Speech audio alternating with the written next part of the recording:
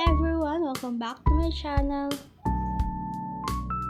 Umuwi nga pala kami nung Tagagaraw ng aking family para sa birthday ni nanay. At habang birthday ni nanay, nagsaselebrate sila doon. Kalaro ko si Baby Savvy. Ito. Nilalaro ko nga siya ng mga oras na yan dahil bored na bored ako at siya lang yung nagpapasaya sa akin. At habang kinakalaro ko siya, ito nga nag-e-enjoy ako.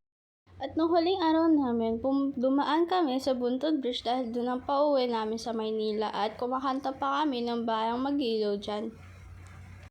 At ito pa nga pwede makita sa Tagagaraw City, maraming bundok at puro puno ang makikita at ang ganda tignan dahil maaliwalas at malinis pa. Tingnan nyo, ang daming clouds at ang daming bundok. Tuwang-tuwa kami ng mga oras na dyan dahil nga napakalinis at napakabilis ang takbo ni Daddy dyan. Tapos ito naman, dumaan kami sa Sea of Clouds. Tutulog pa ako niyan pero nagising ako dahil puro ikot at nahihilo na ako habang natutulog. Pero ang ganda pala ng view. Sea of Clouds, sa tuktok na kami ng bundok.